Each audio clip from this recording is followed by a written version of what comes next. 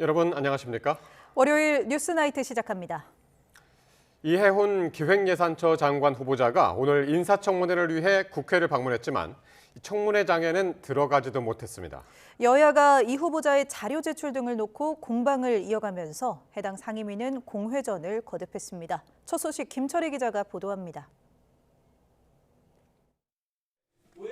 이해훈 기획처 장관 후보자 인사청문회가 예고된 국회 재경위 회의장. 주인공인 이 후보자 자리가 텅 비었습니다. 국민의힘 소속 이미자 위원장은 양당 간사 사이 협의가 이루어지지 않았다며 청문회 안건 자체를 상정하지 않았습니다. 민주당은 국회법과 민주주의를 파괴하는 처사라며 강하게 반발했습니다. 인사청문 후보자가 자리에 배석하지 않은 이후에 인사청문회를 개했던 적이 없습니다. 이해훈 후보자는 국민의힘에서 3번 공천을 받아서 또 국민의힘이 집권할 당시에도 자료 제출이 부실했다면서 이 후보자가 자료를 거의 다 냈는데도 목리를 부린다고 역공했습니다. 부족한 그럼 자료가 뭐가 있는지에 대해서 저한테 얘기를 해주셨으면 제가 또 추가적인 조치를 했을 거예요. 그런데 전혀 없었습니다. 민주당 반발에도 야권은 현재 상태로 청문회를 진행하는 건 무의미하다는 데 뜻을 모았습니다.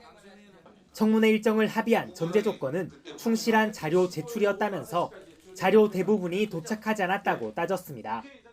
약속했던 15일 오후 5시까지 제출된 답변은 전체 15%에 불과했습니다.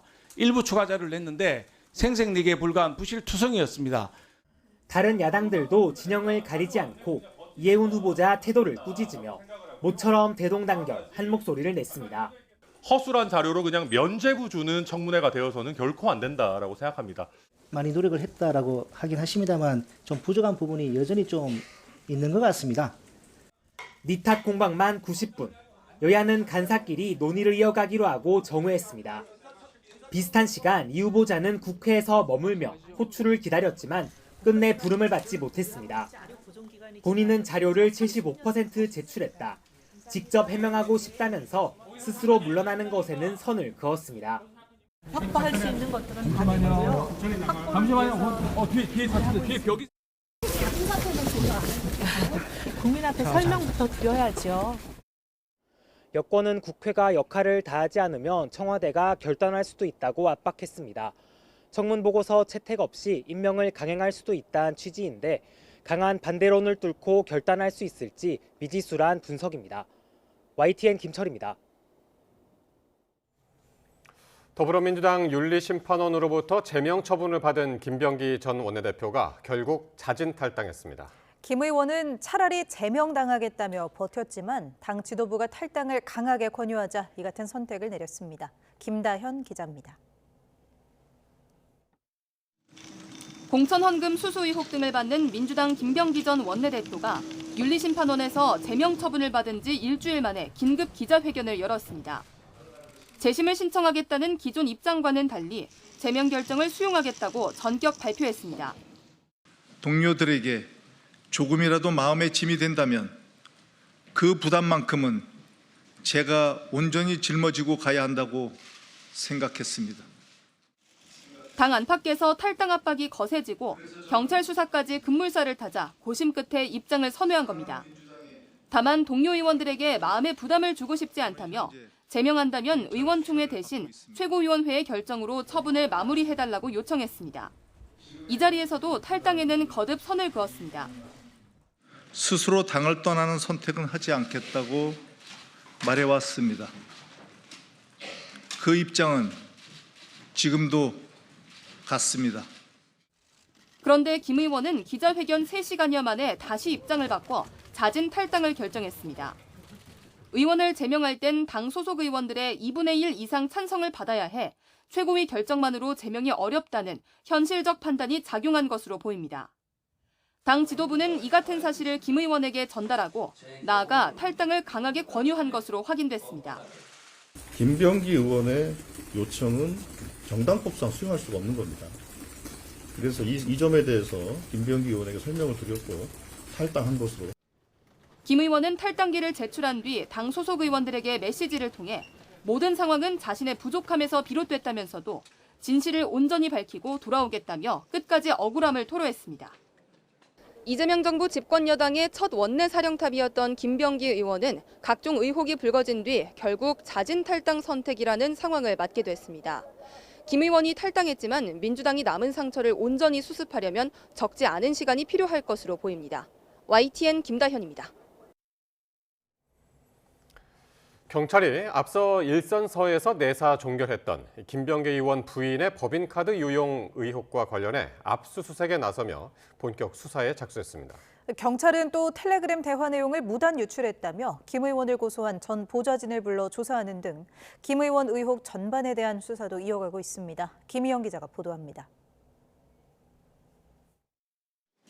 경찰이 김병기 의원 아내 A씨의 업무 추진비 법인카드 유용 의혹과 관련해 동작구 의회를 압수수색했습니다.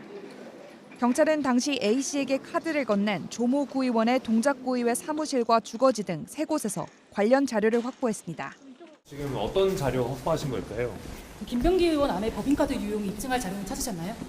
A씨는 지난 2022년 여의도 등지에서 구의회 업무 추진비 수백만 원을 사적으로 썼다는 의혹을 받고 있습니다. 2년 뒤 국민권익위원회에 신고가 접수되면서 같은 해 4월 서울 동작경찰서가 내사에 착수했지만 넉 달 만에 무혐의로 종결했습니다. 이후 김 의원이 당시 경찰로부터 수사 자료를 받아보거나 경찰 출신 국민의힘 의원에게 수사무마 청탁을 했다는 의혹이 제기되며 논란이 일자 재수사에 나선 겁니다. 동시에 경찰은 김 의원을 둘러싼 다른 의혹들에 대한 수사도 이어가고 있습니다. 보좌진의 텔레그램 내용을 무단 유출했다며 김 의원을 고소한 전 보좌진을 불러 조사하고 차남의 대학 편입과 채용 특혜 의혹에 연루된 의혹을 받는 업체 대표를 뇌물 등 혐의 피의자 신분으로 전환했습니다. 차남이 여기 회사에 출퇴근하는 거 보신 적은 없으세요? 또 앞서 압수수색 과정에서 확보하지 못한 김 의원 부부의 개인 금고도 계속 추적하고 있습니다.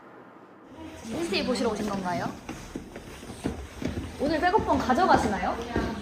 김 의원과 강선우 의원 의혹을 수사 중인 공공범죄수사대에 법률적 판단 등을 담당할 인원을 보강하고 강 의원에 대해서는 소환 조사를 앞두고 있는 상황. 다만 김병기 의원 소환에 대해서는 아직 신중한 분위기입니다. 박성주 경찰청 국가수사본부장은 압수물 분석이 어느 정도 진행돼야 출석이 가능할 것으로 보인다고 밝혔습니다. 김 의원 측은 YTN에 아직 경찰에서 별다른 통보가 온 것은 없지만 조사에 대비해 사실관계를 입증할 증거를 준비하고 있다고 밝혔습니다. YTN 김희영입니다.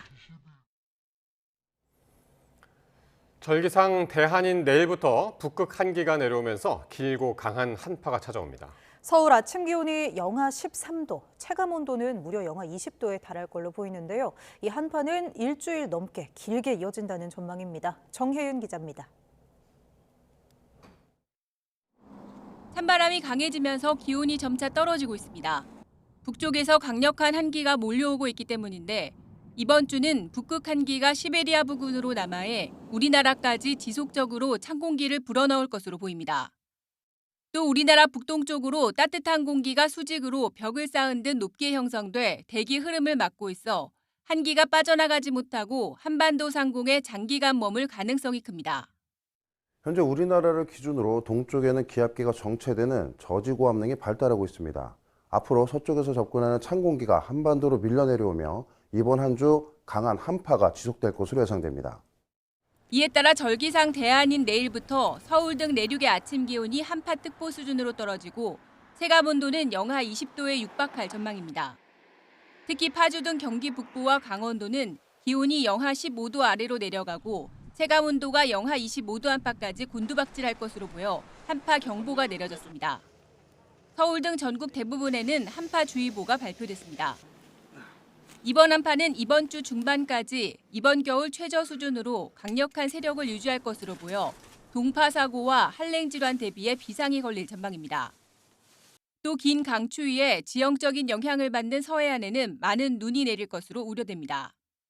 이번 한파는 북극에서 강력한 한기가 남하에 정체하면서 사흘 정도 절정을 보일 것으로 보이고 이후에도 영하 10도 안팎의 무척 추운 날씨가 이어질 것으로 예상됩니다. 특히 강추위 속에 서해안에는 많은 눈이, 서해안과 해상에서는 강한 바람과 높은 물결이 예상돼 주의가 필요합니다. 전문가들은 아침 기온이 영하 10도를 오르내리고 낮에도 영하권에 머무는 강력 한파가 다음 주까지 길게 이어질 가능성이 크다며 철저한 대비가 필요하다고 강조했습니다. YTN 정혜윤입니다.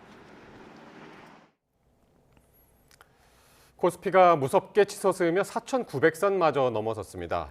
이제 5,000선 고지까지 불과 100포인트도 남겨두지 않았습니다. 네, 반도체뿐 아니라 현대차를 필두로 한 피지컬 AI와 로봇 관련 종목까지 강세를 보이며 지수를 끌어올렸습니다. 손효정 기자입니다. 코스피는 장 초반 트럼프발 관세 우려에 좀처럼 힘을 내지 못하고 4,800대를 횡보했습니다. 하지만 오후 들어 기관과 외국인의 매수세가 유입되면서 오름폭이 커졌고 사상 처음으로 4,900선을 돌파했습니다. 지수는 1% 상승률을 기록하며 4,904로 거래를 마쳤습니다. 이재명 정부의 공약인 5,000선에 두 자릿수 포인트만을 남겨둔 채 바짝 다가섰습니다. 코스피는 새해 들어 하루도 빠짐없이 12거래일째 사상 최고치를 밟고 있습니다. 종가 기준으로 4,800선을 넘어선 지 하루, 4,700선을 넘은 지는 3거래일 만에 거둔 기록입니다. 거침없이 달렸던 반도체 대장주는 상승 속도가 둔화했지만 여전히 강세 흐름을 이어갔습니다. 삼성전자는 장중 처음으로 15만 전자를 돌파했고 SK하이닉스도 75만 원 선을 지켰습니다. 피지컬 AI 기대감으로 16% 급등한 현대차는 시가총액이 100조 원에 육박하며 LG에너지솔루션을 제치고 3위로 올라섰습니다. 5,000선 고지가 머지않았다는 기대감도 크지만 대형주 위주의 단기 급등세, 대외 불확실성 요인을 주의해야 한다는 경계심도 만만치 않습니다. 미국 시장 수익률이 이렇게 상대적으로 좀 부진한 가운데 코스피가 랠리를 지속을 할 것이다. 이 부분을 너무 낙관적으로 받아들이기는 조금 무리가 있지 않을까라고 볼 수 있습니다. 이런 가운데 코스닥 지수는 968포인트로 마감하며 3거래일 연속 상승했습니다. 원달러 환율은 한미 당국의 안정 노력에도 소폭 올라 1,473원으로 주간 거래를 마쳤습니다. YTN 손유정입니다. 이런 가운데 미국이 반도체 관세에 대한 수위를 계속 높이고 있습니다. 이번에는 하워드 러트닉 미 상무장관이 미국에서 생산하지 않으면 100%에 달하는 관세를 부과한다고 언급하면서 반도체 업계의 시름이 깊어지고 있습니다. 박기환 기자의 보도입니다. 끝날 것만 같던 대미 관세 폭풍이 다시 시작됐습니다. 이번 타깃은 우리 수출의 30% 이상을 차지하는 반도체입니다. 하워드 러트닉 미 상무장관은 지난 16일 미국 마이크론의 공장 착공식에서 메모리 반도체 기업에는 100% 관세를 내거나 미국에서 생산하는 두 가지 선택지가 있다고 말했습니다. 경제, 군사, 안보할 것 없이 필수품이 된 반도체를 자국 내에서 생산하게 만들겠다는 의도입니다. 회사명을 거론한 건 아니지만 사실상 삼성전자와 SK하이닉스를 겨냥한 러트닉의 이 발언에 국내 반도체 업계는 긴장하고 있습니다. 지난 14일 트럼프 미국 대통령이 반도체 포고령으로 위협을 다시 시작한 뒤 나온 발언이라는 점도 불안 요소입니다. 경쟁국 타이완은 이튿날 관세 협상을 마무리 지었는데 TSMC는 공장 건설을 약속하고 생산량과 연동해 관세를 면제받게 됐습니다. 하지만 삼성전자와 SK하이닉스가 TSMC처럼 미국의 대규모 제조시설을 갑자기 짓는 것도 쉽지 않은 일입니다. 삼성과 SK하이닉스 모두 미국에 이미 파운드리, 패키징 공장을 건설하고 있고 국내에서도 건설 중인 공장까지 합치면 앞으로 20년치 공사 계획이 모두 세워져 있습니다. 다음 기술 수요에 맞춰 대규모 금액을 투자해야만 살아남을 수 있는 반도체 업계에서 갑작스러운 대규모 투자는 불가능하다는 설명입니다. 용인 투자에 우리 1,000조 얘기하잖아요. 누가 주는 건 아니잖아요. 우리는 우리가 벌어서 투자해야 돼요. 한 번 지면 평택 같은 경우는 6동을 짓잖아요. 용인도 삼성은 6동을 짓게 돼 있잖아요.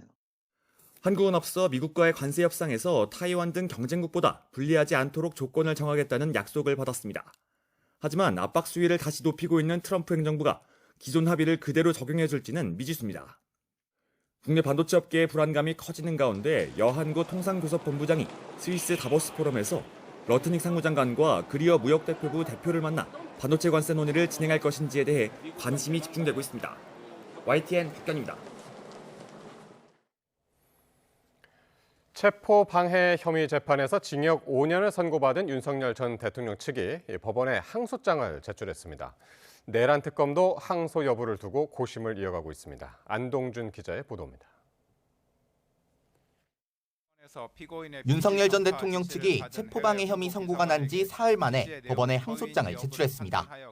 체포방해와 국무위원 심의권 침해 등 공소사실 대부분을 인정하며 징역 5년을 선고한 1심 재판부의 판단이 정당한지 상급심에서 다퉈보겠다는 겁니다.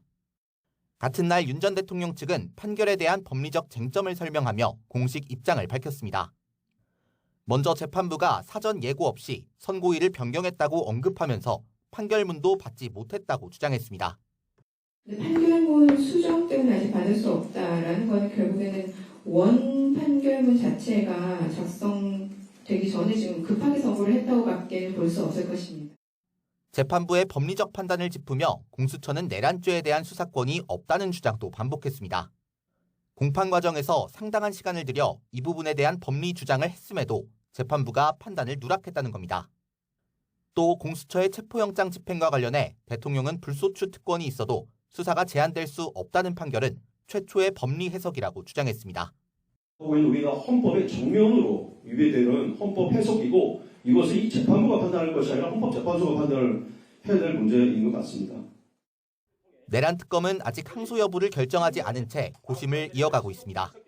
다만 윤 전 대통령 측이 이미 항소장을 제출한 만큼 형량이나 유무죄 판단을 고려했을 때 항소가 불가피할 거란 전망이 나옵니다. YTN 안동준입니다. 모레로 예정된 한덕수 전 국무총리의 내란 혐의 사건 1심 선고가 생중계될 예정입니다. 법원은 지난 16일 윤석열 전 대통령의 내란 혐의 선고 기일과 같이 자체 장비로 촬영한 영상을 방송사에 실시간으로 송출할 예정입니다. 한 전 총리는 모레 윤 전 대통령의 체포방해 사건에 이어서 내란 관련 혐의에 대한 법원의 첫 판단을 받게 됩니다. 민주당 정청래 대표의 핵심 공약 1인 1표제를 두고 당권파와 비당권파가 공개 충돌했습니다. 비당권파는 제도에 대한 우려를 입틀막해선 안 된다고 반발했고 당권파는 충분히 공론화됐다며 그대로 추진해야 한다고 맞섰습니다. 윤흥성 기자가 보도합니다. 민주당이 1인 1표제 논란이 해당 행위라며 입단속을 시도한 다음 날 최고위원회의는 전운이 감돌았습니다. 정청래 대표의 연임 의도가 아니라면 다음 전당대회부터 적용하라, 건강한 토론을 막지 말라며 비당권파가 먼저 포문을 열었습니다. 선거룰을 개정한 당사자들이 곧바로 그 규칙에 따라 선출된다면 셀프 개정이라는 비판을 피하기 어렵습니다. 일각에서 해당 행위 운운하면서 입틀막하는 것은 민주주의의 정신을 저버리는 것이고요. 보궐로 입성한 친청계 최고위원은 1인 1표제의 조건을 달면 안 된다고 일축했습니다. 민주주의 국가에서 모든 국민이 평등하듯이 당원 주권 정당에서 1인 1표는 너무나 당연합니다. 차기 지도부부터 이것을 적용해야 된다, 뭐 한다, 이런 것은 또 다른 프레임을 만드는 일인 거고. 양측의 갈등은 최고위 직후 폭발했습니다. 해당 행위 경고의 당사자로 지목된 강득구 최고위원이 재갈을 물리려는 거냐며 공개 사과를 요구한 겁니다. 최고위원이 비공개 회의 때 어떤 말도 제대로 할 수 없다는 거 아닙니까? 이게 민주당의 모습입니까? 심각합니다. 박수현 수석 대변인은 발언권 침해로 느낀다면 사과한다면서도 만장일치로 최고위를 통과한 사안을 이견이 있는 것처럼 비칠 수 있는 언행을 주의해야 한다는 차원이었다고 항변했습니다. 당에 어떠한 피해가 되는 그러한 결과로 귀착이 된다면 그런 부분들은 우리가 서로 주의해야 되지 않겠나라고 하는 그런 과정에 대해서 말씀을 드렸을 뿐입니다. 지도부 이견으로 어수선한 분위기 속에서 1인 1표제는 원안대로 당무위원회에 부의됐고 61명 표결 가운데 59명의 찬성으로 통과됐습니다. 정 대표는 비공개 당무위에서 1인 1표제는 한 개인이 아닌 민주당 전체의 이익이라고 강조했습니다. 특히 공약을 왜 지키느냐고 비판받는 건 드문 일이라며 자신은 약속한 건 다 지키기 위해 최선을 다하겠다고 뼈 있는 말을 남겼습니다. 1인 1표제는 오는 22일부터 사흘 동안 권리당원 여론조사를 거친 뒤 다음 달 2일과 3일 중앙위원회 투표에서 제적 과반이 찬성하면 확정됩니다. 차기 당권을 둘러싸고 벌써 개파 간 균열이 고스란히 드러나면서 선거가 과열 양상으로 치달을 수 있다는 우려도 나옵니다. YTN 윤웅성입니다. 국민의힘 장동혁 대표가 쌍특검을 요구하며 무기한 단식을 진행하고 있지만 여야 물꼬는 트일 기미가 없습니다. 친한계를 중심으로 한 전현직 지도부 간 내홍도 탈출구를 찾지 못하고 있습니다. 박희재 기자가 보도합니다. 단식 5일차로 접어든 국민의힘 장동혁 대표는 부쩍 헬쑥한 모습으로 농성장을 지켰습니다.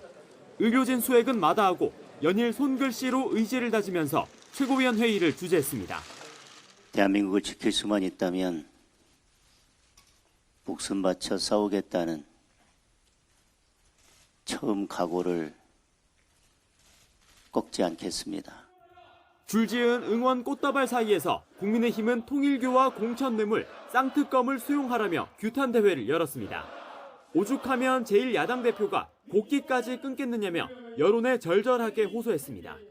김병기의 탈당쇼, 강선우의 제명쇼로 눈 가리고 아웅하지 말고 진실 규명을 위한 특검을 단식을 구심점 삼아 대여 공세 수위를 높여가는 동시에 내홍도 커지는 모습입니다.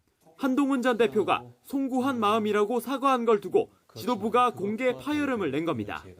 사과하는 진심 그대로를 좀 믿어줄 수는 없습니까? 사과한다는 말을 접하는 순간 악어의 눈물이 떠올랐습니다.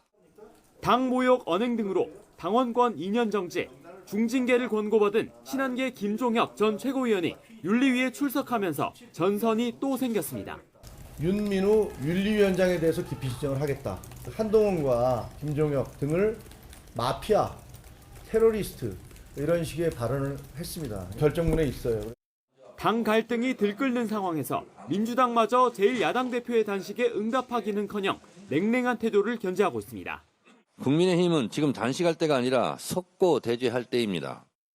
장동혁 대표님 많이 힘드실 텐데 명분 없는 단식은 얼른 중단하시기 바랍니다. 장 대표의 단식 기간, 국민의힘은 모든 상임위 일정을 멈추기로 하고 청와대 앞 현장 의원총회까지 계획하는 등 대여 투쟁 강도를 한층 높이기로 했습니다. YTN 박희재입니다.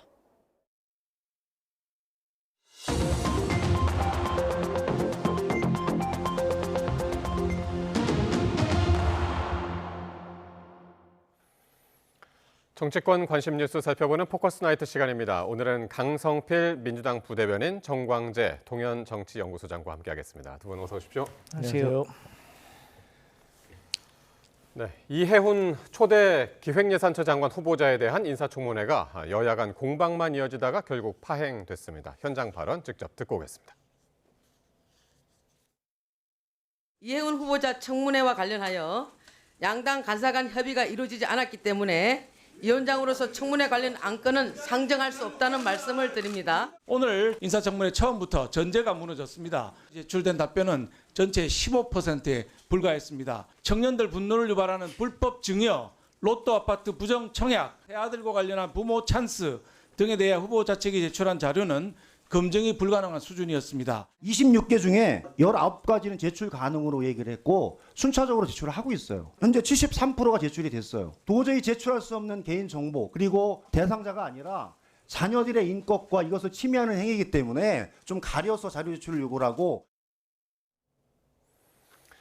예, 지금 보셔서 알겠지만 이 후보자의 자료 제출 문제가 파행의 원인이 된 것 같습니다. 일단은 국민의힘은 후보자 자료 제출률이 15%에 불과하다고 한 반면에 민주당에서는 73%가 제출됐다 이렇게 얘기하고 있는데 그 숫자 차이가 너무 큰데요?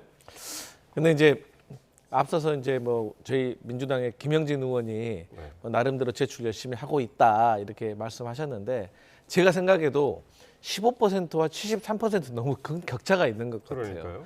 근데 이제 제가 과거 국회에 있을 때 이 인사청문회 준비 많이 해봤거든요. 그런데 이 총 파이가 큽니다. 그러니까 자료 요구가 뭐 2,000건, 3,000건이 돼요. 왜냐하면 여당 10명, 야당 10명 하도 대충 20명의 국회의원이 자료 요구를 하잖아요. 근데 같은 당 의원들끼리도 인사청문회에서 한 방 터뜨려야지 하는 마음에 같은 당 의원끼리도 뭘 자료 요구를 했는지를 공유를 안 한 경우가 많거든요. 그러다 보면 사실 중복된 자료들이 많이 있습니다. 그리고 또 뭐 30년 전, 뭐 20년 전 이런 데 의료 기록이라든지 여러 가지 뭐 자녀와 관련된 것들까지 이렇게 자료 요구를 하다 보면 사실상 이제 자료 요구를 현실적으로 하기 어려운 것들이 있습니다. 그런데 이게 누가 정말 말이 진실인가를 사실 저희는 어떻게 판단을 하냐면 정말로 야당 의원들이 후보자가 자료 제출 안 하면 저기서 말합니다, 공개적으로. 이거는 위원장님 좀 자료 좀 제출하게 해주세요라고 하는데 오늘은 좀 그런 장면은 제가 못 봤어요. 그렇기 때문에 저는 뭐 물론 후보자가 뭐 미흡한 점도 분명히 있을 겁니다. 야당 의원들이 봤을 때는. 그런데 저는 양당 간사 간에 좀 원만하게 합의를 했으면 좋겠습니다. 예, 어떻게 보셨어요, 소장님? 저는 이 자료 제출 퍼센테이지가 중요하다고 생각하지 않아요. 핵심적인 내용, 핵심적인 의혹을 규명할 수 있는 자료를 냈느냐 안 냈느냐 이게 더 중요하다고 봅니다. 워낙 방대한 자료다 보니까 뭐 국민의힘 기준에서는 15%고 민주당 기준에서는 73%라고 각자의 기준에 따라서 이야기할 수 있겠지만 지금 이해훈 후보자를 둘러싼 의혹 가운데 가장 큰 것은 부동산 청약 과정에서 과연 편법적인 불법적인 요인이 있었느냐 없었느냐 이거 규명해야 되는 거고요. 그리고 이른바 금수저 3형제에 대한 그 재산을 증여하는 과정에서 재산 증여세 제대로 냈느냐 안 냈느냐 이것은 불법과 합법 사이에 있는 것이 아니라 불법이면 불법이고 합법이면 합법인 겁니다. 이런 의혹이 제기됐다면 본인에게 제기된 의혹이니까 그것이 합법적이었다. 나는 다 정해진 법 안에서 했다라는 것을 명확하게 규명할 수 있어야 하는데 그런 자료조차 내지 않고 있으니까 국민의힘이 이 청문회를 예정대로 진행할 수 없다라고 얘기하는 것이고 본인이 이런 공적인 영역에서 정말 부와 명예를 함께 주겠다는 생각이라면 그만큼 본인에게 주어진 책무를 다해야 되는 거예요. 그 청문회에서 야권이 제기하고 있는 자료에 대해서 제출을 해야 되는데 그러지 않고 그냥 이 하루만 피하면 이재명 대통령이 날 임명해 줄 거야. 이런 식으로 대하는 것 자체가 굉장히 부적절한 태도죠. 네. 근데 일각에서는 이게 국민의힘이 자료 제출 문제는 어떻게 이렇게 겉으로 드러나는 문제이고 좀 다른 전략이 있는 것이 아니냐. 아예 이제 청문회를 무산시키려고. 그래서 오히려 이해훈 후보자를 오히려 출연시켜가지고 오히려 거기서 이제 좀 각종 의혹들 저런 부분을 좀 국민 앞에서 보여주는 것은 어땠을까? 뭐 그런 이야기들도 하더라고요. 저도 사실 이번에 청문회 자체를 보이콧한 것은 좋은 결정이라고 보지는 않습니다. 이미 이해훈 후보자는 기획인사처 장관 후보자로 부적격하다는 사실을 언론을 검증을 통해서도 다 드러났어요.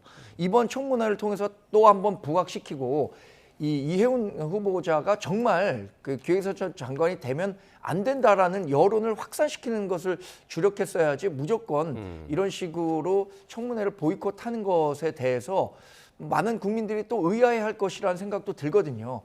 이미 이 후보자에 대한 국민 판단은 끝났다고 봅니다. 뭐 김남준 청와대 대변인이 나와서 소명할 수 있는 것, 그것을 국민들이 들을 수 있는 기회는 줘야 되는 것 아니냐라고 판단하지만 구체적인 여론조사 수치 얘기하지 않겠지만 이미 국민적 판단은 이해훈 후보자가 그 부적합하다라는 것에 대해서는 공감대가 형성돼 있는 겁니다. 사실 청문회까지 가서도 안 되는 인사였죠. 그러니까 청와대는 청문회를 통해서 후보자 해명을 보겠다는 입장이고 민주당에서도 국민한테 판단할 기회를 줘야 된다라는 입장인데 나중에라도 날짜를 다시 잡거나 아니면 이제 민주당 단독으로도 청문회를 열 수 있는 건가요? 어떻게 봐야 되나요? 일단 제가 알기로 국회법 50조에 보면 위원장이 의사 진행을 하지 않으면 교섭단체 간사가 직무 대행을 해서 개최할 수가 있습니다. 물론 그 전제 조건은 다수당일 경우겠죠. 근데 지금 현재 저희 민주당이 다수당이기 때문에 저희 혼자서도 간사가 위원장이 되어가지고 청문회는 개최할 수 있는 걸로 알고는 있습니다. 그런데 이제 이거를 뭐 원리 원칙대로 푸는 것보다 정치적으로 풀어야 될 저는 그런 면이 크다고 봐요. 그러니까 이재명 대통령께서 이해훈 후보자를 지명한 이유는 보수 인사를 경제 파트에서 아주 중요한 역할을 맡기시면서 사실 협치라든가 통합이라든가 이걸 이뤄내려고 지금 했던 거 아니겠습니까? 그렇기 때문에 지금 지명 후부터 의혹이 벌어지고 이런 청문회를 하고 조율하는 과정, 그리고 만약에 국민의 눈높이에 맞지 않아서 이게 처리되는 이 과정까지가 사실 다 통합의 어떤 시그널이거든요. 그리고 이게 어쨌든 간 절차에 맞춰서 처리할 때 하더라도 해야지, 그냥 뭐 야당에서 저렇게 그 청문회 안 늘어준다고 해서 바로 철회를 해버리면 추후에 혹시 모를 그 보수 인사의 추가 영입이 있을 수도 있는데 누가 이재명 정부에서 일하려고 하겠습니까? 저기 정부는 뭐 조금만 잘못된 점이 있고 뭐 야당에서 반대하면 그냥 저렇게 쳐내는구나 라고 또 생각할 수가 있기 때문에 저희는 끝까지 최선을 다하고 예우를 갖추는 것이 저희는 이해훈 후보자에 대한 예의라고 생각하고, 국민의힘도 사실 이제 정치 공세를 그만해야 돼요. 그러니까 청문회를 열잖아요. 그럼 국민 눈높이에 안 맞잖아요. 그러면 대통령께서 이해훈 후보자 처리해버리면 이 이슈는 끝나는 거예요. 그런데 청문회를 저렇게 질질 끌면서 이 이해훈 후보자에 대한 안 좋은 이슈를 국민의힘이 더 끌고 가려고 하는, 저는 정치적인 속셈이 있는 것이 아닌가, 저는 그렇게 생각합니다. 어쨌든 마냥 청문회가 열리지 않는다면 결국에는 뭐 임명을 할 수 있는 거잖아요. 그렇죠. 사실 이제 수요일 이재명 대통령 신년 기자회견이 참 그래서 또 주목이 되곤 합니다. 저는 반대로 이재명 네. 대통령이나 민주당이 이 이해훈 카드를 버리지 못하는 이유가 따로 있다고 봐요. 첫 번째, 이해훈 후보자를 둘러싼 여러 논란이 불거지는데 결국에는 이해훈 후보자가 25년간 국민의힘 계열 정당에서 있었던 과정에서 나타난 문제 아니냐, 이런 식으로 책임을 전가시킬 수 있다는 것이고요. 두 번째는 이재명 대통령의 인사권이 행사됐는데 이것이 잘못된 인사라고 인정하고 철회하는 것에 대한 부담감을 느끼고 있는 것 같아요. 일종의 이재명 대통령의 인사권은 사실 무오류여야 하는데 이렇게 오류투성이의 인사를 했다는 것을 인정하고 싶지 않은 게 청와대나 이재명 대통령이 생각하고 있는 것 아닌가 싶고요. 21일에 이재명 대통령 신년 기자회견에서 분명 이 문제 나올 겁니다. 여기에 대해서 저는 이 대통령이 정말 솔직하게 국민 눈높이에 부합하지 못하는 인사였다, 이런 부분을 고백해줬으면 좋겠어요. 지금 여러 그 여론의 방향, 흐름을 청와대도 모르는 게 아닐 거거든요. 그런데도 이렇게 스스로 계속 늦추는 것이 과연 이재명 대통령에 정말 도움이 되는 일인가를 한번 참모진들도 고언을 했으면 하는 바람입니다. 네. 자, 이제 민주당 이야기로 가보겠습니다. 제명을 당하는 한이 있어도 스스로 당을 나가지는 않겠다라던 민주당의 김병기 의원이 오늘 자진 탈당을 했습니다. 기자회견 내용 한번 들어보시겠습니다. 재심을 신청하지 않고 떠나겠습니다. 재심을 신청하지 않은 상황에서 제명을 청문한다면 최고위원회의 결정으로 종결하는 방안을 검토해 주십시오. 굳이 의원총회 추인을 거치면서 선배, 동료, 후배 의원 여러분께 조금이라도 마음의 부담을 지우고 싶지 않습니다. 예, 최고위원회의 결정으로 자신을 제명해달라. 대신에 의총은 열지 말아달라. 오전만 해도 이런 입장이었단 말이에요. 근데 오후에 이제 자진 탈당을 했고 그 사이에 어떤 일들이 있었던 겁니까? 그러니까 김병기 전 원내대표는 그러니까 같은 당 의원들에게 의원총회를 열어가지고 본인의 제명을 물으면 그 자체가 이 의원들에게도 부담이고 서로 간의 상처니까 그냥 최고위원회에서 제명 의결해달라, 이제 그런 입장이었던 거죠. 예. 그런데 정당법 33조를 보면 그 국회의원을 제명을 하려면 의원총회 열어가지고 과반수 이상이 찬성을 해야 됩니다. 이거는 뭐 선택의 문제가 아니라 절차의 문제인 겁니다. 그렇기 때문에 이 김병기 전 원내대표가 요청했던 그런 최고위 의결은 할 수가 없는 거예요. 그런데 이거를 좀 김병기 전 원내대표가 좀 몰랐던 것 같아요. 제대로 확인을. 그랬기 때문에 모르고 했을까요? 네. 그렇기 때문에 저는 당에서 이거는 그렇게 할 수가 없는 것이다라고 이해를 시켰고 그랬기 때문에 스스로 당을 나가는 탈당을 저는 선택했다, 그렇게 보고 있습니다. 그러니까 윤리심판원에서 제명했을 때랑 최고위에서 직권으로 했을 때랑은 이제 다른 절차다라고 이제 착각을 했을 수 있다, 이제 그런 말씀이신 것 같은데. 맞습니다. 어쨌든 원래는 이제 재심을 받기로 했었잖아요. 재심까지가 이제 그 재심 29일이니까 상당히 기간이 많이 남았었는데 오늘 왜 이런 결정을 했을까요? 저는 김병기 의원이 의원총회가 열렸을 때 표 계산을 했었을 것이라고 생각합니다. 그러니까 제명과 관련한 과반 의원이 찬성을 해야 하는데 처음에는 이 전체적인 판세를 봤을 때 투표가 이루어지면 제명까지 이루어지지 않을 수도 있을 것이라고 생각했겠지만 다 분위기를 한번 보지 않겠습니까? 그리고 여러 구명 전화를 돌렸다는 거잖아요. 그런데 본인을 지켜줄 의원들이 반을 넘지 못하는구나. 결국에는 이 절차대로라면 제명될 수밖에 없겠구나라는 생각을 하고 결국엔 탈당했다고 생각하는데 만약에 그것이 사실이 아니라고 제가 주장하는 게 사실이 아니라고 생각한다면 민주당이 강선우 의원에 대해서는 탈당했음에도 불구하고 제명 조치했거든요. 그럼 김병기 의원에 대해서도 탈당했음에도 불구하고 제명하면 됩니다. 근데 그 제명하지 않는 것 같아요, 지금. 그래서 김병기 의원으로서는 제명이라는 최악의 상황으로 몰리는 것에 대한 부담감이 작용했기 때문에 전격 탈당했다. 저는 그렇게 봅니다. 제가 이 부분에서 좀 사실관계 설명을 드려야 될 것 같아요. 예. 그러니까 이제 국민의힘에서는 강선우 의원은 제명하려고 했는데 본인이 탈당했잖아요. 제명되기 전에. 네. 그리고 나니까 사후에 민주당에서 제명을 했잖아요. 그러면 김병기 의원도 탈당했으니까 제명해라 이 말이잖아요. 근데 이제 강선우 의원은 당헌 18조하고 19조에 나온 그러니까 제명 당하는 것을 회피하기 위해서 선제적으로 탈당했기 때문에 여기에 대해서 제명을 한 거고 조금 어려운 건데 윤리심판원에서 행정적으로 제명한 게 아니라 이건 정치적으로 제명을 선고한 겁니다. 그래서 강선우라는 사람의 당적부에 이것을 기록을 한 거예요. 그거 외에는 다른 의미가 없는 거예요. 그렇기 때문에 김병기 의원에 대해서도 저희 당에서 필요하다면 지도부가 정무적으로 판단을 해서 제명을 정치적으로 할 수는 있겠지만 어쨌든 강선우 의원하고는 사연이 다르다 이렇게 말씀드립니다. 근데 그렇게 복잡하게 설명하면 일반 국민이 이해할 수 있겠습니까? 비슷하게 이런 부정부패 사범으로 몰렸고 결국에는 윤리심판원에서 제명이라는 조치를 내렸음에도 불구하고 탈당으로 마무리한다? 그러면 민주당이 생각하고 있는 꼬리 자르기의 효과가 굉장히 떨어진다고 보기 때문에 정말로 김병기 의원에 대한 잘못을 윤리심판원에서 판단해서 제명 결정을 내렸다면 사후라도 제명 결정을 내리는 게 옳은 거죠. 오늘 이 사안에 대해서도 수요일 이재명 대통령이 이제 기자회견 얘기가 나오던데 친명 김병기 의원이 이재명 대통령한테 부담을 주지 않기 위해서 수요일 기자회견에서 부담을 주지 않기 위해서 탈당했다. 이런 설명은 어떻습니까? 저는 일괄 좀 동의합니다. 그리고 사실 뭐 새삼스러운 게 아니라 저희 당에서 뭐 굳이 뭐 수요일 날 있을 이재명 대통령의 신년 기자회견 이것만 말고도 당에도 부담되고 또 결국 당에 부담이 되면 이게 대통령에게도 부담되는 거 아니겠습니까? 그래서 김병기 의원에게 뭐 박지원 의원 같은 김병기 의원하고 가까우신 분도 김병기 의원 탈당하시오라고 계속해서 재촉을 했던 것이 다 이런 일관의 어떤 정무적인 판단에서 이루어진 것이기 때문에 저는 어쨌든 이러든 저러든 간에 김병기 의원이 탈당한 것은 잘한 일이다 이렇게 생각합니다. 알겠습니다.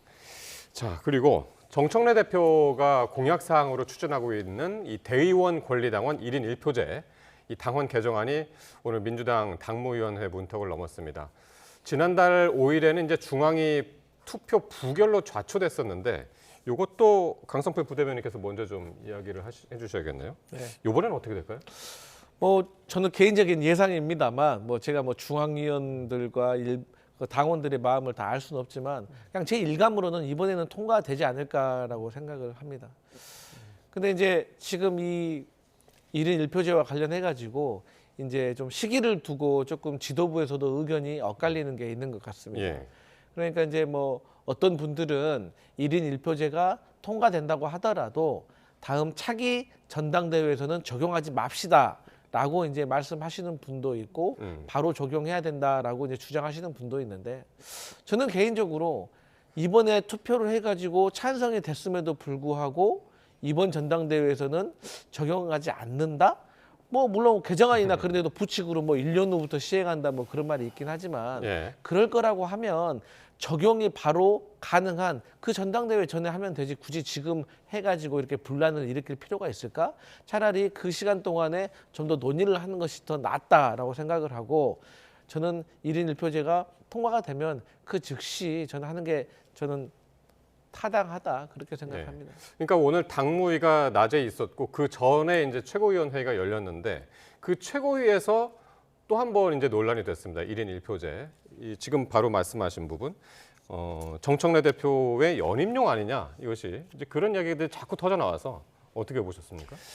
민주당이 지금 국민의힘에서 일고 있는 내용을 아주 흥미롭게 보고 있잖아요. 한동훈 전 대표의 당원 게시판 관련해서 징계 여부를 흥미롭게 보고 있는데 국민의힘에서도 민주당 지금 정청래 대표가 추진하는 1인 1표제 아주 흥미롭게 보고 있습니다.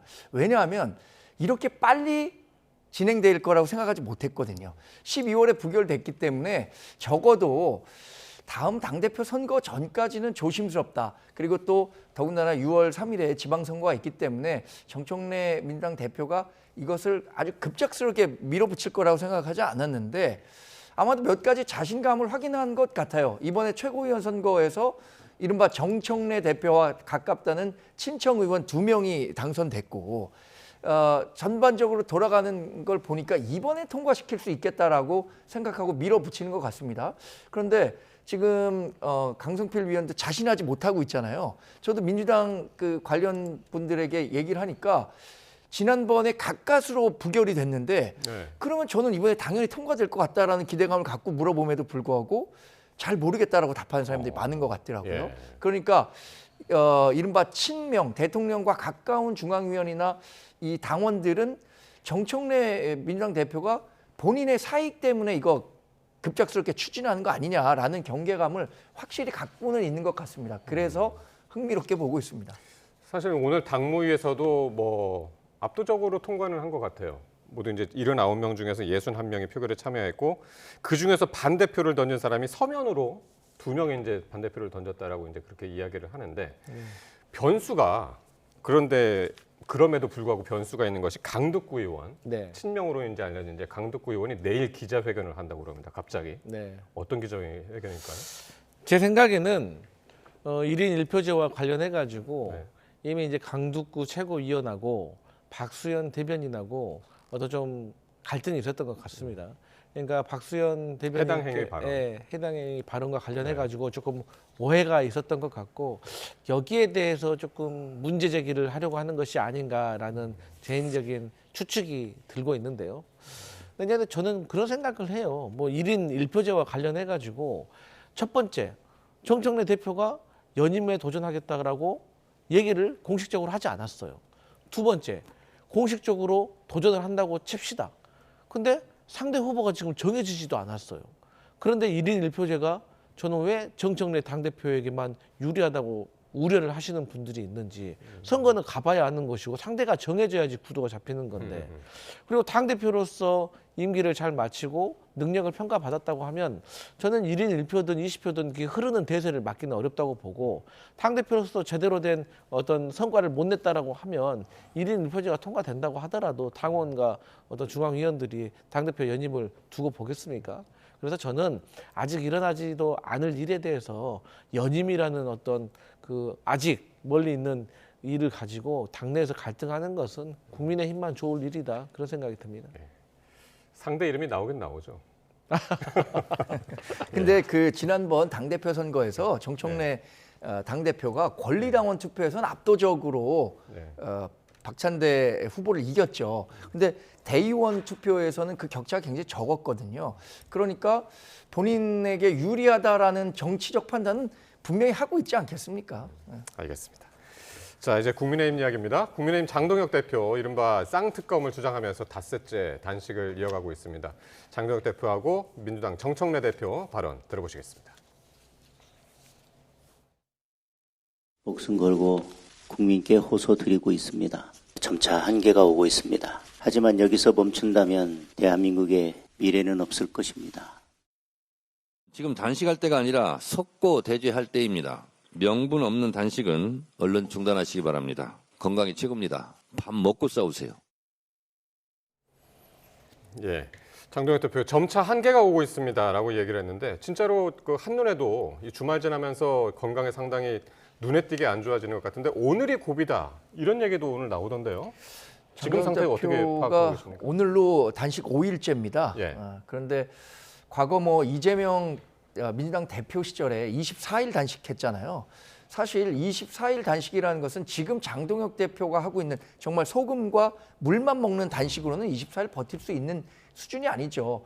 그래서 그때 이재명 대표 당대표 시절에 단식을 두고 출퇴근 단식이라는 평가도 있었던 거잖아요.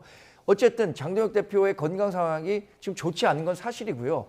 저는 과거에 장동혁 대표와 같은 스타일로 완벽한 단식을 했던 분이 황교안 전 대표 있거든요. 2019년 11월, 12월에 걸쳐서 했었는데 당시 8일 만에 쇼크가 와서 응급차로 후송이 되는 경우가 있었습니다. 예, 저도 의식이 만약에 없는 상태로 그렇죠. 갔었죠.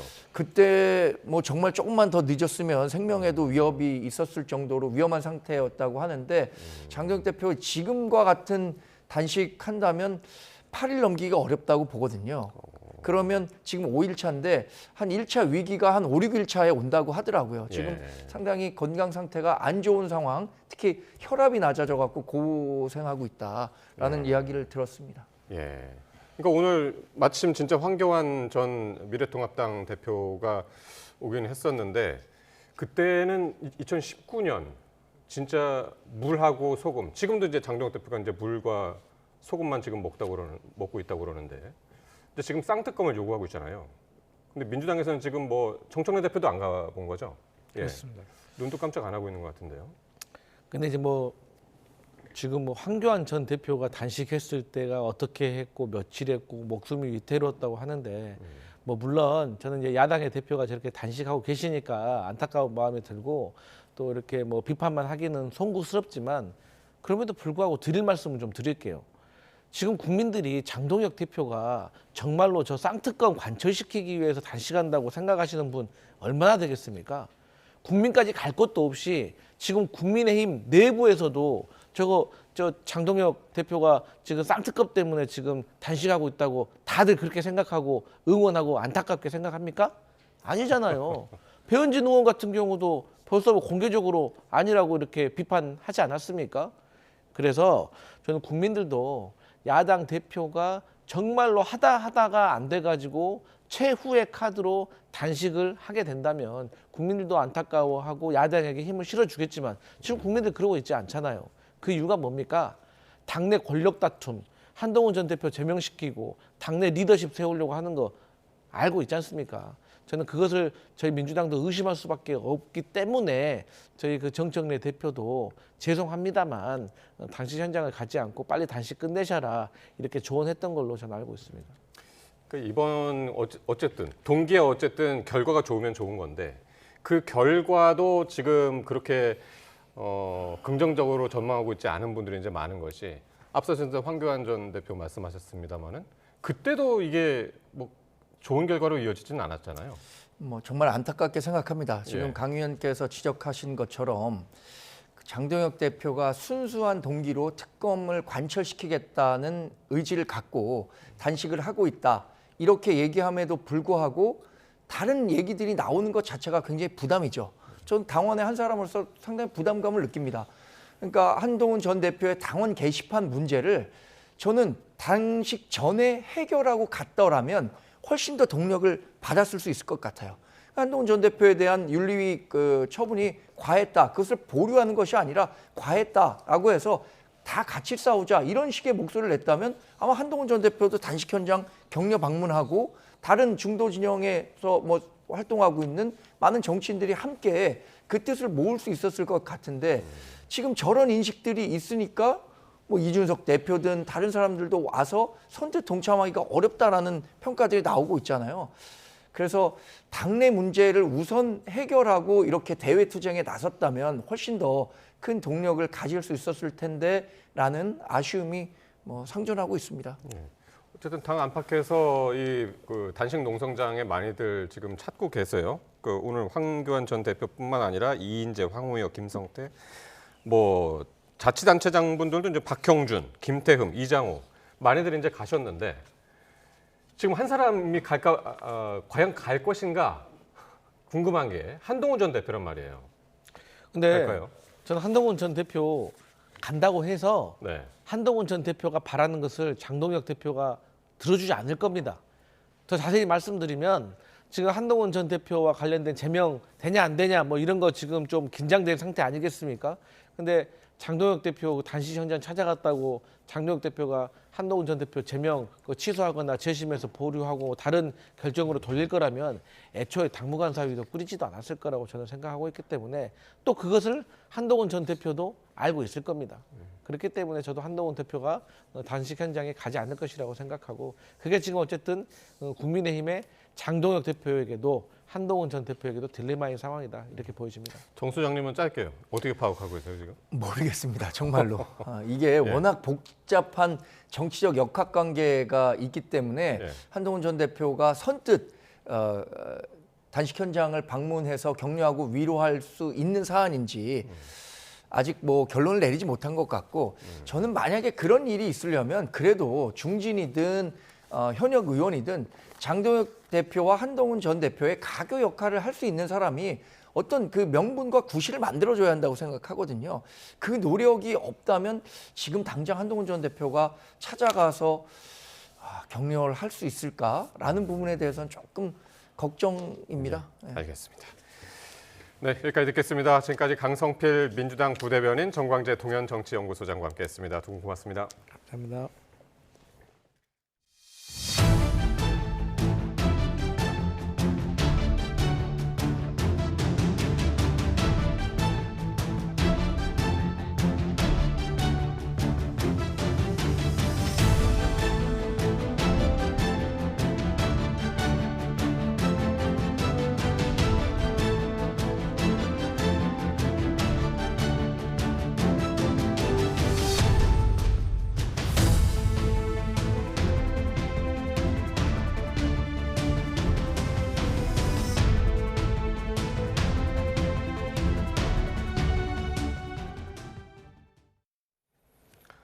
북한의 한국발 무인기 침투 주장과 관련해 군과 함께 조사에 나선 경찰이 사실관계 파악에 주력하고 있습니다.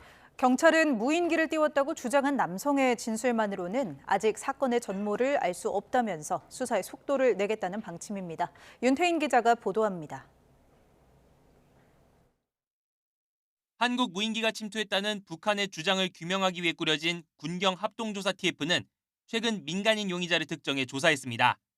서울의 한 사립대 출신으로 무인기 제작업체 대표 A씨인 것으로 알려졌습니다.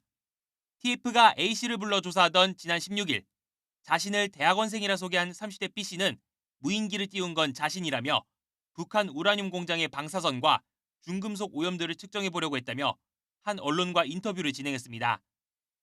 A씨와 B씨 두 사람은 대학 선후배 사이로 과거 보수청년단체는 물론 윤석열 정부 당시에도 함께 대통령실에서 근무한 적이 있는 것으로 파악됐습니다. 또 B씨는 A씨의 무인기 제작업체에서 이사직함으로 활동해온 것으로 알려졌는데 특히 B씨는 북한의 정치 사회 등을 다루거나 국제 이슈를 다루는 인터넷 언론 두 곳을 설립해 운영해온 것으로도 확인됐습니다. 경찰은 이런 이력과 업체 설립 경위 등을 고려할 때 단독 범행이 아닐 가능성도 배제할 수 없다고 보고 있습니다. 박성주 경찰청 국가수사본부장은 용의자가 인터뷰에서 주장한 내용이 경찰이 확보한 진술과 큰 틀에서 틀리지는 않다면서도 액면 그대로를 믿을 수는 없고 전모가 아닐 수도 있다고 밝혔습니다.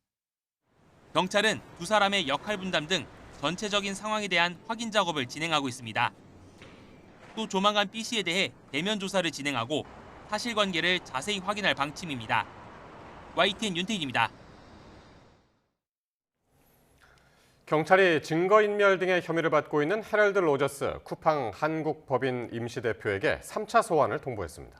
1, 2차 소환에 모두 불응한 건데 로저스 대표는 지난 1월 1일 출국한 뒤 돌아오지 않고 있습니다. 유서현 기자가 보도합니다. 쿠팡의 대규모 개인정보 유출 사건을 수사하는 경찰이 헤럴드 로저스 쿠팡 한국법인 임시대표의 3차 출석을 요구했습니다. 증거인멸 등 혐의 피의자 신분입니다. 로저스 대표는 앞선 경찰의 1차와 2차 소환에 모두 응하지 않았습니다. 경찰청 국가수사본부 관계자는 로저스 대표로부터 출석 의사가 확인되지 않았다고 밝혔습니다.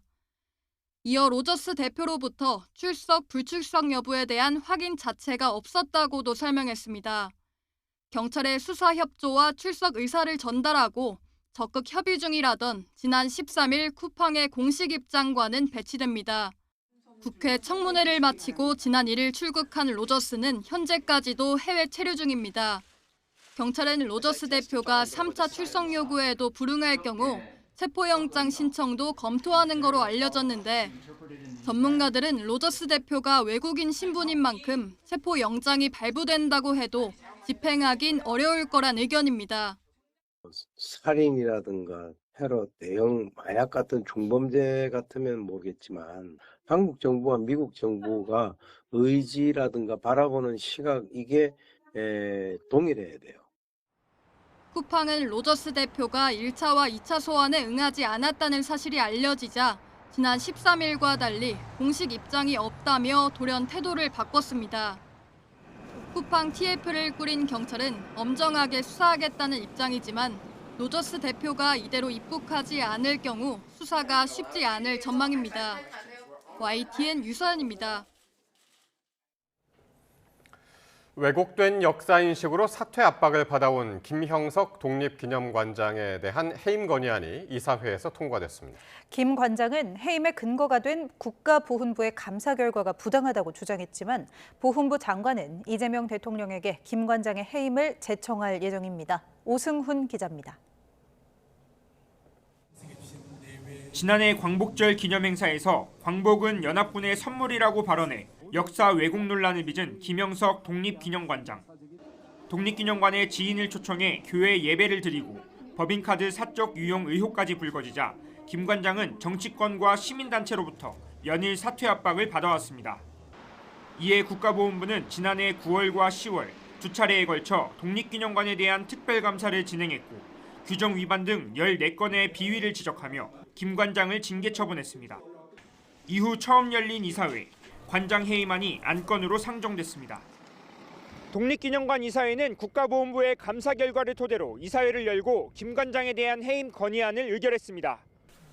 이사회에는 15명의 이사 중 13명이 참석했고 해임 건의안은 김 관장을 제외한 이사 12명 가운데 10명이 찬성표를 던져 통과됐습니다. 민주당 출신 이사들은 김 관장의 편향된 역사인식으로 독립운동의 가치가 훼손됐다며 해임안 통과 이유를 밝혔습니다. 다시는 독립기념관장의 그릇된 역사의식을 가지고 있는 소위 말하면 뉴라이트계 그런 인사들이 독립기념관에 발붙이지 못하도록 저희 이사들이 최선을 다해서 막아내겠다. 김 관장은 해임 건의안이 통과된 후 곧바로 기자회견을 열고 이번 해임 결의가 부당하다고 주장했습니다.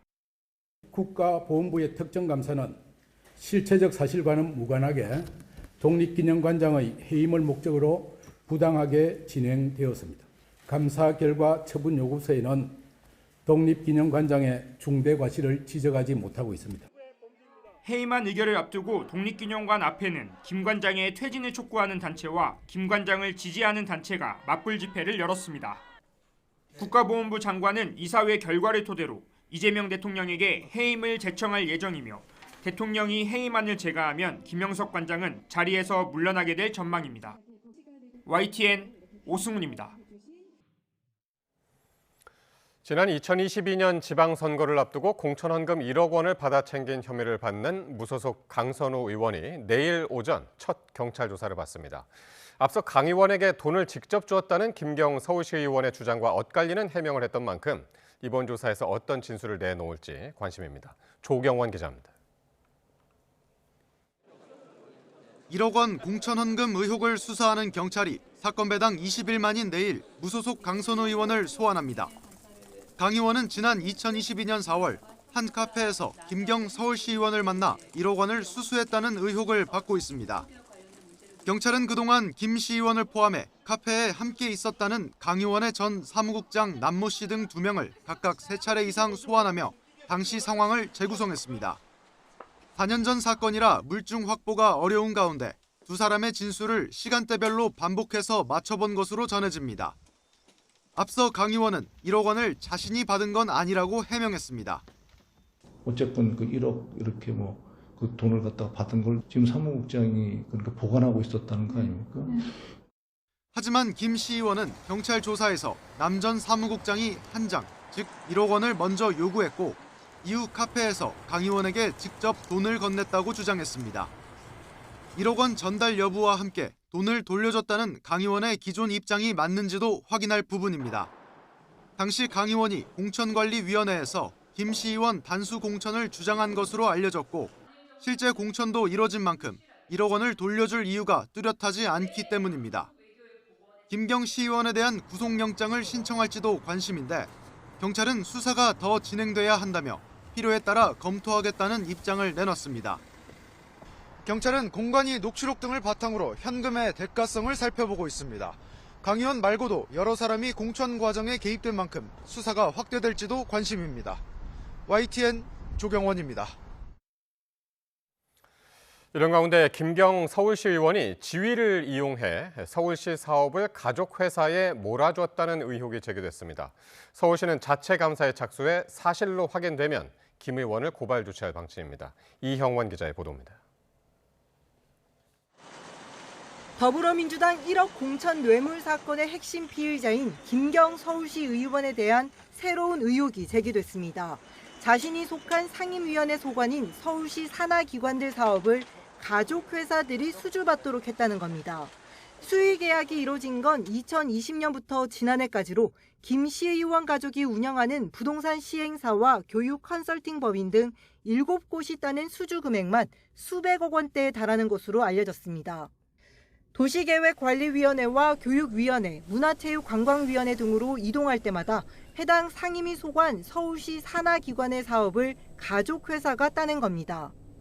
결국 이 과정에서 김 시의원이 영향력을 행사했는지가 쟁점으로 수사가 필요한 대목이기도 합니다. 시의회 내부에서는 터질 게 터졌다는 반응이 나오고 있습니다. 한 서울시의회 관계자는 김 시의원이 쪼개기 예산 청구의 달인이었다며 수의 계약 기준인 2,200만 원에 맞춰 사업 수십 개를 상임위에 올렸다가 통과하지 못한 경우도 있었다고 밝혔습니다. 서울시는 일단 수주 특혜 의혹에 대한 자체 감사에 나섰습니다. 감사위원회를 꾸릴 예정이고 그리고 실태 조사에서 그런 사항들이 나올 경우에 고발 조치 등을 검토할 예정입니다. 이와 관련해가지고 사법기관에 적극 저희가 협조를 요청할 예정입니다. 시의회도 지난주 윤리심사 자문위원회를 열고 김 시의원에 대한 징계를 결정해 조만간 윤리특별위원회를 열 방침입니다. 여기서 제명 등 징계가 결정돼 본회의에 상정되면 의결을 통해 확정되는데 이르면 임시회가 열리는 다음 달 말 최종 징계 수위가 결정될 것으로 보입니다. YTN 이영훈입니다. 검경 합동수사본부가 신천지에 대한 수사에도 속도를 내고 있습니다. 신천지에서 활동했던 인물들을 잇따라 불러 조사했습니다. 김영수 기자입니다. 정교 유착 의혹을 수사하는 검찰과 경찰 합동수사본부가 신천지 전직 지파장 최모 씨를 참고인 신분으로 불렀습니다. 신천지 고위 간부가 지난 2017년 9월부터 3년 동안 후원비 명목으로 100억 원이 넘는 돈을 걷고 사용처를 공개하지 않았다는 의혹을 제기하는 고발 보고서를 작성한 인물로 전해졌습니다. 합수부는 보고서 내용을 포함해 신천지 내부 각종 비위를 확인한 걸로 알려졌습니다. 돈의 흐름을 들여다보는 동시에 정치권과의 유착 의혹을 확인하겠다는 계획으로 보입니다.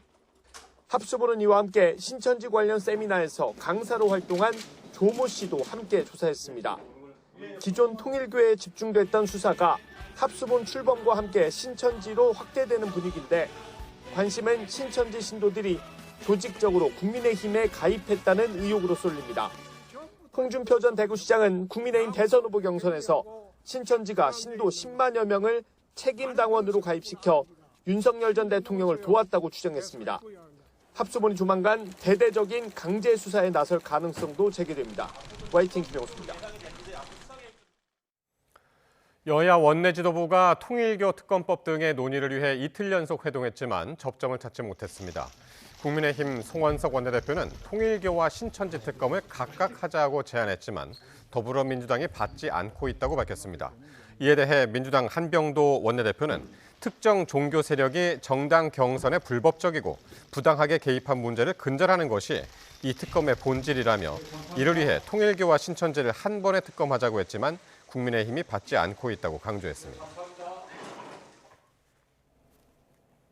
인천의 한 중증 발달 장애인 거주시설에서 장애 여성들이 시설 대표에게 성폭력을 당했다는 의혹과 관련해 경찰이 수사를 확대했습니다. 입 퇴소자 19명의 피해 진술이 담긴 심층 조사 보고서를 제출받아 추가 피해자 조사에 나섰습니다. 표정우 기자가 보도합니다. 인천 강화군에 있는 중증 발달 장애인 시설 색동원입니다. 지난해 3월 이곳 시설 대표 A씨가 입소한 여성 장애인들을 반복적으로 성폭행했다는 신고가 경찰에 접수됐습니다. 피해자 4명을 특정한 경찰은 지난해 9월 시설을 압수수색하고 이곳에 있던 장애 여성들을 다른 시설로 옮겼습니다. 또 A씨를 성폭력 처벌법상 장애인 강간과 강제추행 등 혐의로 입건했습니다. 여기에 대해 경찰은 국내 한 대학연구팀이 지난달 초 색동원 입 퇴소자들을 상대로 이틀 동안 진행한 심층 조사 결과를 바탕으로 수사를 확대하고 나섰습니다. 조사를 받은 여성장애인 19명 전원이 A씨로부터 성폭행 등 성적인 피해를 겪었다고 주장한 걸로 전해졌습니다. 연구팀은 의사표현이 어려운 경우 전문 기법을 활용해 피해 상황을 파악한 걸로 전해졌습니다. 조사를 의뢰한 강화군은 남아있는 남성장애인들에 대해서도 즉시 심층 조사해 학대 정황이 확인되면 신고하고 전원 조치할 예정이라고 밝혔습니다. 또 경찰에서 A씨를 기소 의견으로 송치하면 해당 시설에 대한 폐쇄 조치 등 행정처분을 내릴 예정이라고 설명했습니다. A씨는 색동원과 협회장을 맡은 인천장애인복지시설협회 업무에서 배제됐습니다. 경찰은 보고서에 담긴 여성들의 진술을 토대로 수사에 속도를 낸다는 방침인데 시민단체들로 구성된 공동대책위원회는 인천시와 강화군에 해당 시설을 즉각 폐쇄하고 법인 설립 허가를 취소하라고 촉구했습니다. YTN 표정우입니다. 서울 서대문경찰서는 태국에 거점을 둔 보이스피싱 조직에서 일하며 피해자들로부터 70억여 원을 가로챈 혐의로 40대 조직원 A씨 등 7명을 붙잡아 6명을 구속 상태로 나머지 1명은 불구속 상태로 검찰에 넘겼습니다.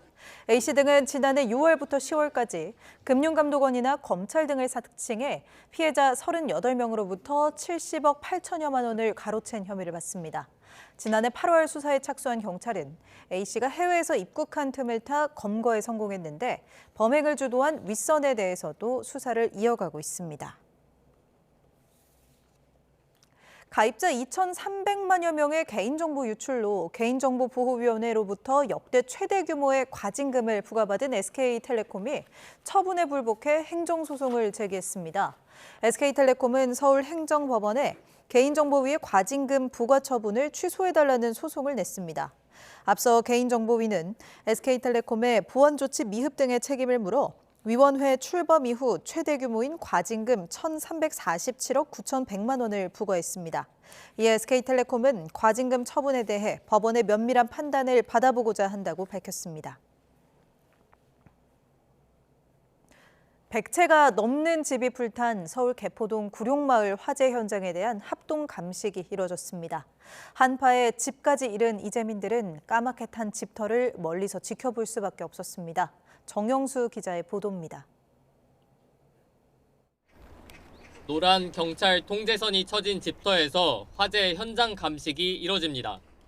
경찰과 소방, 한국전기안전공사 등은 지난 16일 큰 불이나 250여 명이 대피한 서울 개포동 구룡마을에서 합동 감식을 벌였습니다.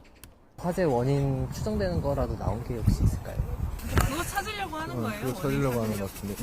이들은 처음 불이 났다고 신고가 들어온 다지구 마을회관 근처 집터를 집중적으로 살폈습니다. 불이 처음 시작된 곳으로 추정되는 곳입니다. 경찰 통제선이 둘러쳐진 뒤로 무너져 내려 형체를 알아보기 힘든 집터만 남아 있습니다. 경찰은 누전이나 합선 등 전기적 요인이나 인화성 물질 등 다양한 가능성을 열어두고 조사를 벌이고 있습니다. 화재로 집을 잃어버린 주민들도 찾아와 경찰 통제선 너머로 망연자실, 감식 현장을 지켜봤습니다. 보시다시피 집터에 남은 건 없어요. 여기 사는 사람들한테는 충격이죠, 충격. 구룡마을에서는 3년 전 이맘때에도 큰 불이 나 주민 500여 명이 대피하는 등 화재가 반복돼 왔습니다.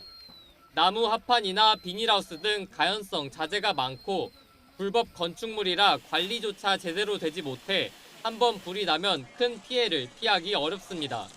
22년도에도 그렇고 저쪽에 또 칠지구 났을 때도 거기는 그때 사람이 사망까지 했었어요. 재개발을 위해 이미 토지를 수용한 서울주택도시개발공사는 피해 주민들에게 임대주택을 임시 공급한다는 방침이지만 화재 예방을 위한 보다 근본적인 대안도 필요하다는 지적이 나옵니다. YTN 정영수입니다. 일부 공공기관의 승진 기피가 심각해 기관 경쟁력 약화가 우려된다는 감사 결과가 나왔습니다. 승진 시험 경쟁률이 0.2대 1인 곳도 있었는데 이 거주지 문제나 부족한 금전적 보상 등이 원인으로 분석됐습니다. 이종원 기자입니다.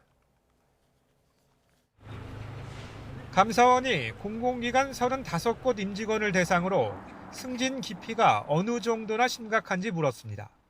설문조사 결과 비간부 직원 가운데 승진 의사가 없다고 답한 응답자가 70%를 넘긴 기관은 한국전력 등 7곳에 달했습니다.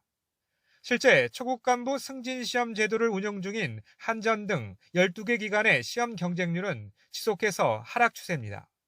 한전 KPS의 경우 지난 2024년 승진 시험 경쟁률이 0.2대 1에 불과하기도 했습니다. 원인은 한마디로 워라밸로 요약됩니다.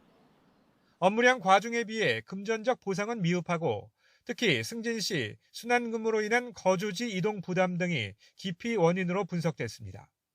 이 같은 기피 현상은 임원 승진 시에도 마찬가지인 것으로 나타났습니다.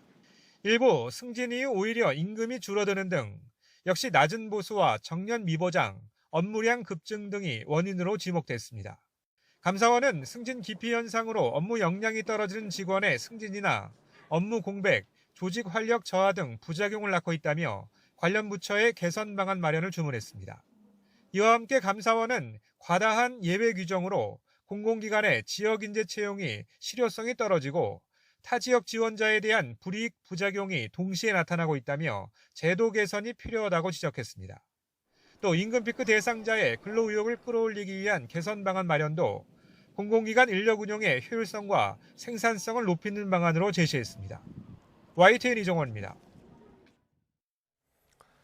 태권도를 남북 공동의 유네스코 인류 무형문화유산으로 등재하기 위한 신청 작업이 본격화하면서 씨름 이후 두 번째 공동유산 사례가 나올지 주목됩니다.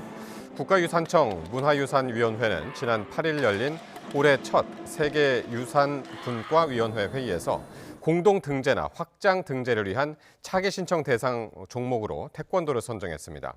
국가유산청 관계자는 오는 3월 중 무형유산 보호협약 정부간위원회 사무국에 등재 신청서를 제출할 예정이라 밝혔는데 심사는 연말쯤 이루어지는 것으로 알려졌습니다. 이란 내 시위 상황이 악화한 뒤 현지에 머물던 우리 국민 가운데 20여 명이 출국하고 현재는 50여 명이 머물고 있는 것으로 확인됐습니다. 외교부는 이란 내 시위가 격화하면서 교민 70여 명 가운데 20여 명이 제3국으로 출국하거나 한국으로 귀국했다며 지금은 공관원을 제외하고 50여 명이 남아있다고 밝혔습니다. 외교부 당국자는 최근 시위가 소강 국면에 접어든 것으로 파악됐지만 외부 변수를 포함한 모든 가능성을 염두에 두고 재외국민 보호에 만전을 기하고 있다고 밝혔습니다. 스페인에서 약 500명이 탄 고속열차 2대가 정면으로 부딪혀 40명 가까이 숨지고 150여 명이 다쳤습니다. 중상자가 많아 사망자가 늘 것으로 보입니다. 보도에 김종욱 기자입니다. 어둠 속 고속열차가 뒤틀려 기울어진 채 서 있습니다. 승객들은 비상망치로 창을 깨거나 부서진 틈을 이용해 빠져나오고 먼저 탈출한 이들은 들것에 실려 이송됩니다. 현지 시간 일요일 저녁 스페인 남부 코르도바주에서 고속열차 2대가 정면 충돌했습니다. 남부 말라가에서 출발해 수도 마드리드로 가던 민영열차 뒷부분이 아다무스 인근에서 갑자기 탈선하면서 반대편 선로를 침범했습니다. 이어 시속 200km로 마주오던 국영철도 열차와 그대로 부딪혔습니다. 큰 충격으로 일부 객차는 튕겨나가며 선로가 있는 언덕 아래로 굴러 완전히 뒤집혔습니다. 수십 명이 숨지고 중상자를 포함해 부상자가 속출했습니다. 두 열차의 승객 수백 명은 대부분 마드리드를 오가던 내국인으로 파악됐습니다. 밤샘 수색과 구조, 수습 작업은 심하게 파손되고 비좁은 객차 안에서 사상자가 뒤엉킨 채 진행되느라 어려움을 겪었습니다. El lugar de acceso para las ambulancias pues era difícil, no es un camino ancho, es un camino de un solo sentido y entonces la coordinación de entradas y salidas de las ambulancias fue un poco más. 원인을 조사 중인 당국은 사고가 난 구간이 지난해 5월 보수공사까지 마친 평탄하고 고든 구간이라며 강한 의문을 제기했습니다. 이 사고로 마드리드와 안달루시아 간 철도 운행이 중단됐습니다. YTN 김정욱입니다. 지난주 금요일 서울의 한 헌혈의 집의 모습입니다. 앉을 자리가 부족해 보일 정도로 사람들이 붐비죠. 헌혈 비수기인 요즘 겨울에는 보기 드문 풍경인데요. 요즘 없어서 못 먹는다는 두바이 쫀득 쿠키, 이른바 두쫀쿠 때문이었습니다. 대한적십자사 서울중앙혈액원이 이날 헌혈자들에게 선착순으로 이 두쫀쿠를 제공하는 이벤트를 연 건데요. 이벤트 덕에 평소보다 많은 인원이 방문했고 온라인 커뮤니티에는 이렇게 헌혈을 30분 기다렸다는 인증글도 잇따랐습니다. 이런 이벤트가 나온 건 혈액 수급 상황이 녹록지 않아서입니다. 겨울철은 독감 유행 등으로 인해 헌혈이 줄어드는 시기인데요. 지난주 13일부터 16일까지 하루 평균 혈액 보유량은 주의 단계 수준이었습니다. 하지만 이 두쫀쿠 이벤트 효과가 있었던 것 같죠? 오늘 기준으로 4.41분을 기록하고 있습니다. 소식을 접한 누리꾼들은 내가 헌혈을 오픈런 할 줄이야, 아이디어 낸 사람 상 줘야 한다며 이벤트 기획에 긍정적인 반응을 보였습니다. 이렇게 헌혈 오픈런이라는 생경한 풍경까지 만들어낸 두쫀쿠 열풍, 이제는 SNS를 타고 국경을 넘고 있습니다. K 두바이 디저트가 전 세계인들을 공략하고 있는 건데요. 급기야 본토인 두바이의 현지 매체까지 쫀득한 식감을 올해 음식 트렌드로 꼽으며 이렇게 우리의 두쫀쿠를 소개했습니다. 두바이로의 진출은 시간 문제라는 관측까지 이어서 내놨는데요. 원조를 깜짝 놀라게 한 이 두바이 쫀득 쿠키, 종주국까지 사로잡는 역수출 신화를 만들지 주목됩니다. 자, 젊은 40대, 영포티라는 말 들어보셨죠? 원래는 젊게 살고 자기 관리 잘하는 40대를 뜻하는 긍정적인 이미지였는데 요즘은 부정적인 의미로 더 자주 쓰입니다. 두쫀쿠만큼이나 요즘 많이 쓰이는 단어라 그런지 SNS를 타고 해외로도 퍼졌는데요. 외신이 집중 조명해 보도한 영포티 문화, 화면으로 함께 보시죠. 영국 BBC 방송이 묘사한 한국의 이른바 영포티 모습입니다. 스트릿 패션을 차려입고 한 손에는 최신 아이폰을 쥔 중년 남성인데요. BBC는 국내 지세대의 인터뷰를 통해 영포티를 젊어 보이려고 너무 애쓰는 사람, 시간이 흘렀다는 걸 받아들이기 거부하는 사람이라고 정의하며 그 상징으로 이렇게 스트리트 패션 티셔츠와 나이키 운동화, 최신 아이폰 등을 거론했습니다. 그러면서 한국에서 애초 유행에 민감한 중년을 긍정적으로 지칭하던 용어 영포티가 최근 온라인 밈을 통해 부정적 의미로 소비되고 있다고 전하기도 했는데요. 이런 배경으로 한국 사회 특유의 나이 위계에 대한 젊은 세대의 반감을 들었습니다. 나이 든 사람에 대한 존경을 강요하는 듯한 문화에 대해 젊은 청년층의 회의감이 커지고 있다는 거죠. 또 BBC는 젊은 여성에게 추파를 던지는 중년 남성을 비꼬는 스윗 영포티라는 용어까지 등장했다고 전하는가 하면 영포티가 기성세대와 청년층 사이에 끼인 샌드위치 신세가 됐다는 지적도 덧붙였습니다. 그룹 BTS가 오는 3월 완전체 컴백을 앞두고 서울 광화문 일대에서 기념 공연을 펼치는 방안을 추진하고 있습니다. 소속사 하이브는 최근 국가유산청에 3월 말 서울 광화문 일대와 경복궁, 숭례문에서 가칭 K-헤리티지와 K-팝 융합 공연을 열고 싶다며 장소 사용 허가를 신청했습니다. 이를 심의하기 위한 국가유산청 내부 회의는 내일 오후 열리는데요. 하이브는 현재 논의하고 있는 장소와 일정 등이 최종 확정되면 공식 안내할 예정이라고 설명했습니다.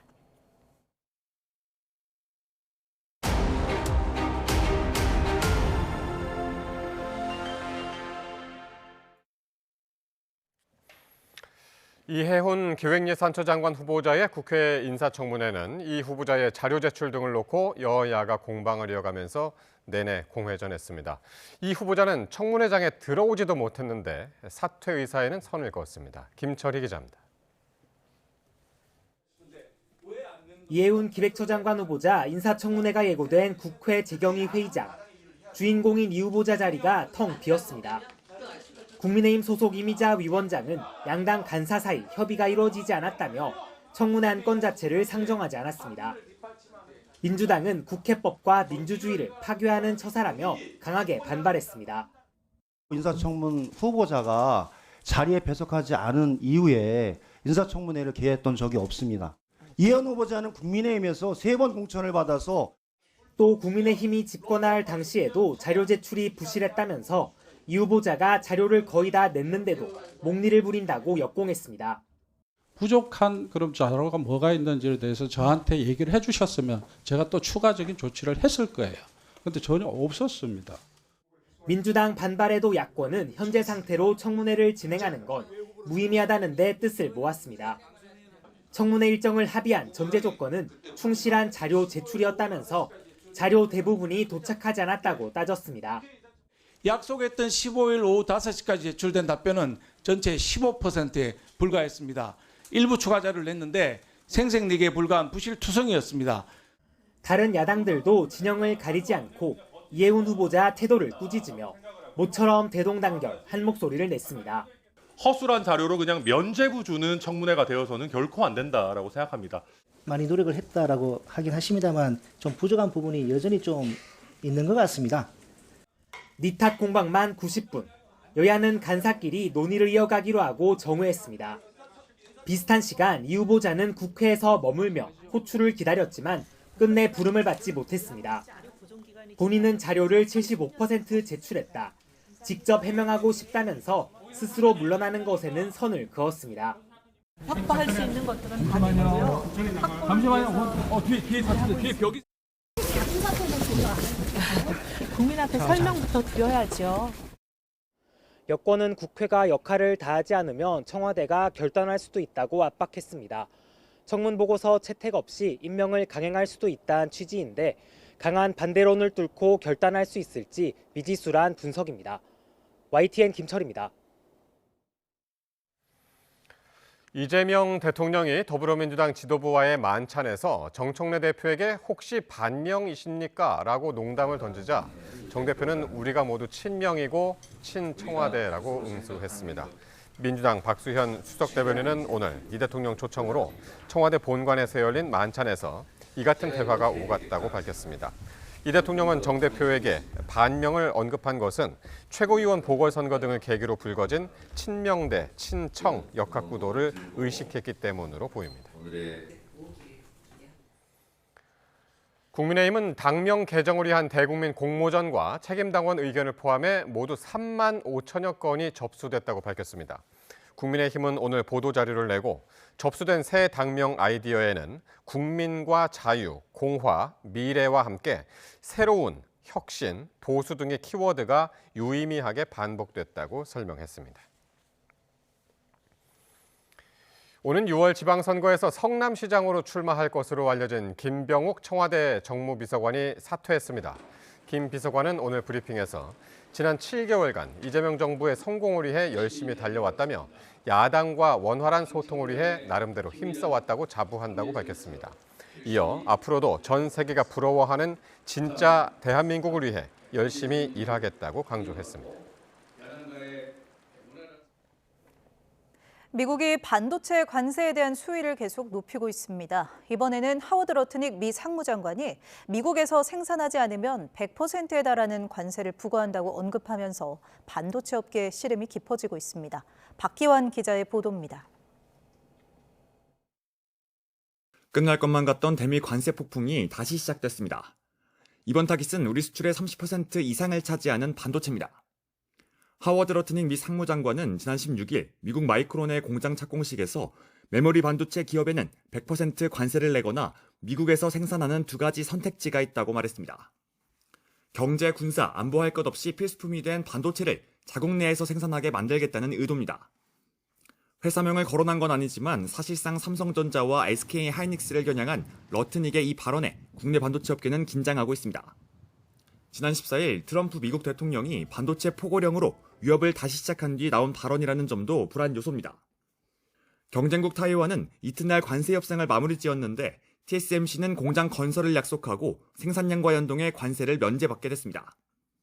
하지만 삼성전자와 SK 하이닉스가 TSMC처럼 미국의 대규모 제조시설을 갑자기 짓는 것도 쉽지 않은 일입니다. 삼성과 SK 하이닉스 모두 미국에 이미 파운드리, 패키징 공장을 건설하고 있고 국내에서도 건설 중인 공장까지 합치면 앞으로 20년치 공사 계획이 모두 세워져 있습니다. 다음 기술 수요에 맞춰 대규모 금액을 투자해야만 살아남을 수 있는 반도체 업계에서 갑작스러운 대규모 투자는 불가능하다는 설명입니다. 용인 투자에 우리 1,000조 얘기하잖아요. 누가 주는 건 아니잖아요. 우리는 우리가 벌어서 투자해야 돼요. 한 번 지면 평택 같은 경우는 6동을 짓잖아요. 용인도 삼성은 6동을 짓게 돼 있잖아요. 한국은 앞서 미국과의 관세 협상에서 타이완 등 경쟁국보다 불리하지 않도록 조건을 정하겠다는 약속을 받았습니다. 하지만 압박 수위를 다시 높이고 있는 트럼프 행정부가 기존 합의를 그대로 적용해줄지는 미지수입니다. 국내 반도체 업계의 불안감이 커지는 가운데 여한구 통상교섭본부장이 스위스 다보스 포럼에서 러트닉 상무장관과 그리어 무역대표부 대표를 만나 반도체 관세 논의를 진행할 것인지에 대해 관심이 집중되고 있습니다. YTN 박견입니다. 경찰청 국가수사본부는 지난해 기술유출 사범 단속 결과 179건을 적발해 378명을 검거하고 6명을 구속했다고 밝혔습니다. 1년 전보다 적발 건수가 45.5% 늘었는데 이 가운데 해외 유출은 33건이었고 중국이 18건으로 절반을 넘었습니다. 반도체와 디스플레이, 2차 전지 등 우리나라가 선도하는 기술 분야에 집중됐는데 지난 5월 서울경찰청이 고대역폭 메모리, HBM 관련 반도체 패키징 기술을 빼돌리려던 김모 씨를 중국 출국길에 긴급 체포한 게 대표적입니다. 또 국내 반도체 핵심 제조 인력들을 중국에 유출하고 3억 8천만 원의 수수료를 챙긴 불법 중개업체도 적발됐는데 경찰은 검거한 피해자를 상대로 범죄 수익을 기소 전 추징 보전했습니다. 이재명 대통령이 이탈리아 정상으로선 19년 만에 한국을 찾은 조르자 멜로니 총리와 한 이탈리아 정상회담을 했습니다. 방위산업과 반도체, 광물 공급망 등 핵심 분야에서 양국 간 협력을 강화하기로 뜻을 모았습니다. 정인용 기자의 보도입니다. 지난해 9월 미국 뉴욕 유엔 총회에서 처음 만났던 이재명 대통령과 멜로니 이탈리아 총리가 이번엔 청와대 본관에 함께 들어섭니다. 새 정부 들어 방한한 첫 유럽 정상과의 회담이 열린 겁니다. 의료 지원 부대를 파견해서 대한민국을 도와준 참으로 고마운 나라이고 dell'ospedale della Croce Rossa con il quale l'Italia fece la sua parte durante la guerra erano immagini commoventi. 수교 140년이 넘는 양국의 우호 역사를 공유한 두 정상은 100분가량 이어진 회담에선 양국 관계의 미래지향적 발전 방안을 논의했습니다. AI와 항공우주, 반도체 분야 협력과 핵심 광물 공급망 개발을 위해 공동의 노력을 강화하기로 뜻을 모았습니다. 밀라노 동계올림픽을 비롯한 스포츠 분야 협력 증진과 한반도의 완전한 비핵화와 항구적 평화 실현에 대한 의지 또한 재확인했습니다. 이 대통령은 특히 양국 간 방위산업 협력 확대의 필요성도 강조했습니다. 방산 분야에서도 서로의 강점에 기초해 상호 보완적인 협력을 이뤄낼 수 있도록 할 것입니다. 나토의 군비 확장 기류에 맞춰 방위산업 경쟁력 강화를 추진하는 이탈리아와 K방산의 협력 기회를 모색해보겠다는 의미로 풀이됩니다. 멜로니 총리는 우크라이나 전쟁이 유럽 안보를 위협하는 상황을 거론하며 한국과 협력 가능성을 열어뒀습니다.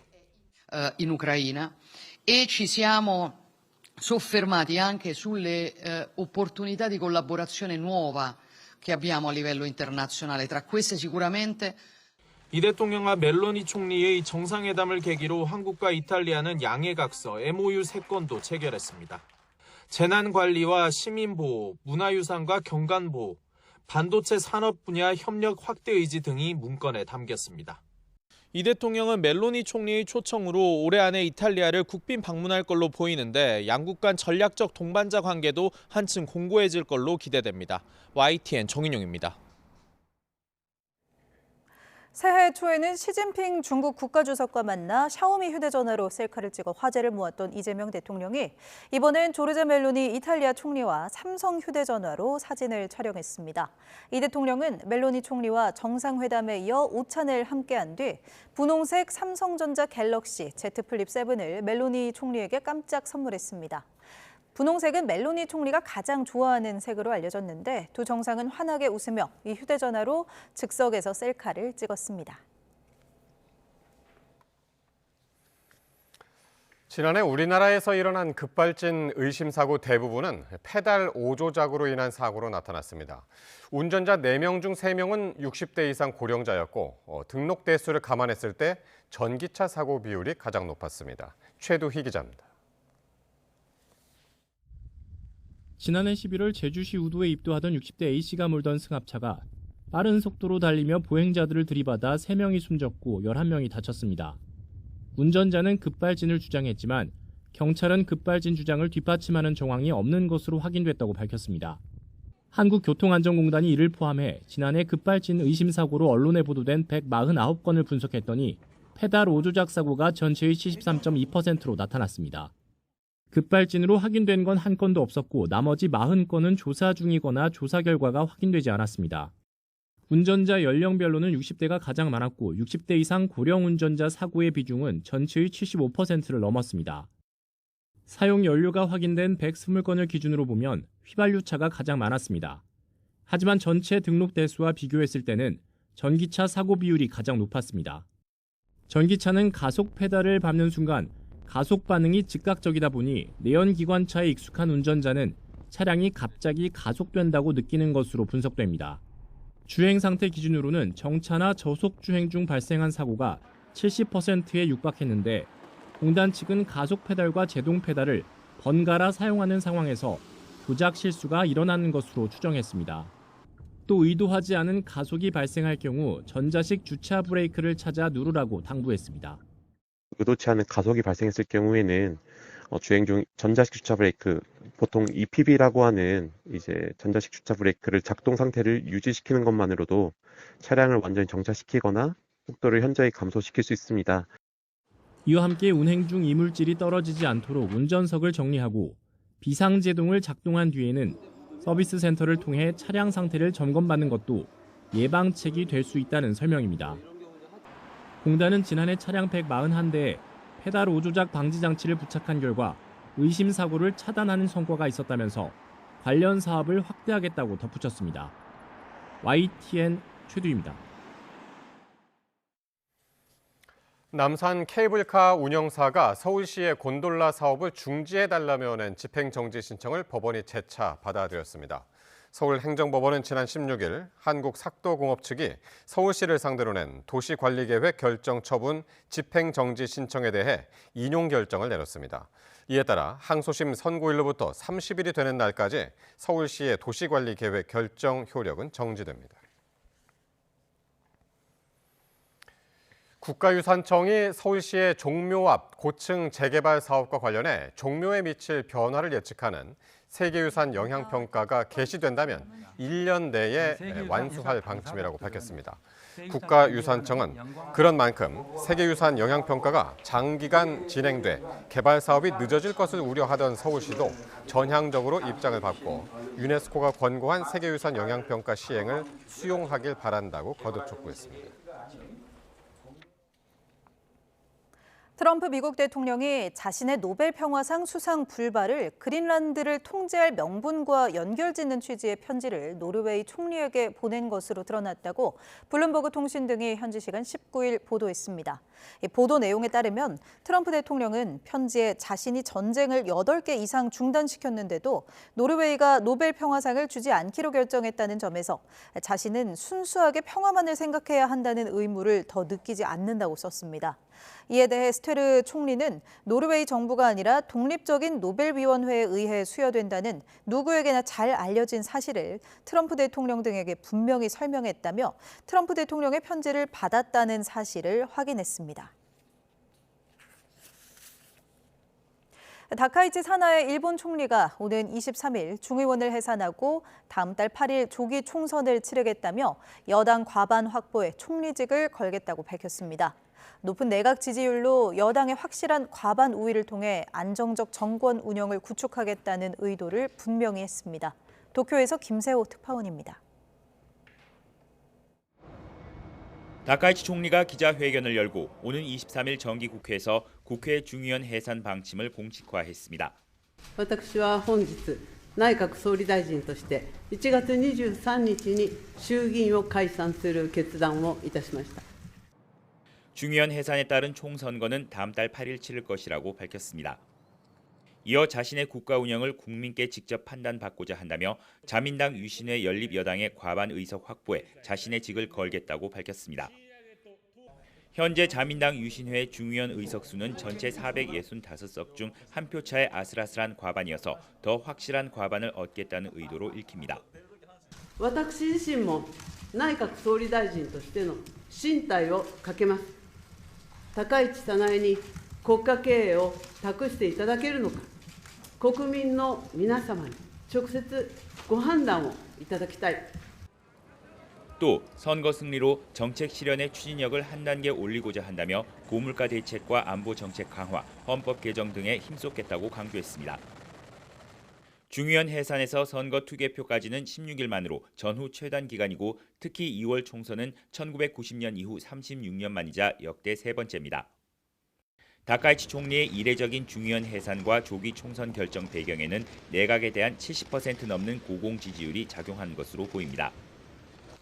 또 제1야당인 입헌민주당과 공명당은 신당 창당으로 맞불을 놓으며 중도층 결집에 나섰습니다. 특히 앞서 자민당과의 연정에서 이탈한 공명당의 지역구 지지표는 자민당에 상당한 위협이 될 수 있습니다. 과거 연정 당시 자민당 후보를 밀어주던 공명당 지지표는 지역구당 10,000에서 2만 표 정도로 추산되는데 이 표가 그대로 입헌민주당으로 흘러갈 경우 접전지에서는 당락을 결정할 수 있기 때문입니다. 다카이치 내각의 높은 지지율에 비해 자민당의 지지율이 30%대로 저조한 점도 여당의 승리를 장담하기 어려운 부분입니다. 다만 여론조사 결과 신당에 기대한다는 응답이 28%에 그쳐 신당을 통한 중도층 결집 효과는 여전히 미지수입니다. 다카이치 총리가 중의원 해산 카드를 전격적으로 꺼내들었지만 돌출하는 여러 변수에 여야의 셈법은 더욱 복잡해지고 있습니다. 도쿄에서 YTN 김세호입니다. 산불 발생 30분 안에 헬기가 현장에 도착할 수 있도록 하는 헬기 골든타임 제도가 도입됩니다. 산림청은 이를 위해 지난해 216대였던 산불 진화 헬기를 315대로 늘렸고 10,000리터 용량의 치누크 헬기 1대와 2만 리터 용량의 중형 헬기 5대를 빌렸다고 설명했습니다. 김인호 산림청장은 계절과 무관하게 산불이 나고 있다며 인명피해를 줄이기 위해 초동 진화에 강력하게 대응할 계획이라고 말했습니다.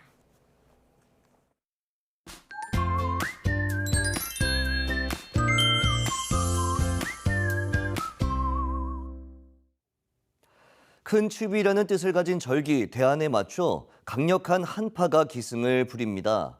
내륙 대부분 지역에 한파특보가 내려진 가운데 내일 서울 아침 기온이 영하 13도, 철원 영하 17도, 대구 영하 7도까지 떨어지는 등 오늘보다 10도 안팎으로 크게 낮아지겠고 특히 서울 등 중부 곳곳에서는 이번 겨울 가장 추운 날씨를 보이는 곳도 있겠습니다. 여기에 찬바람이 더해지면서 체감 온도는 이보다도 4도에서 6도가량 더 낮아지겠습니다. 한낮에도 서울 기온이 영하 3도, 대전 0도, 광주 2도에 머물겠고 역시 체감 온도는 이보다 3, 4도가량 더 낮겠습니다.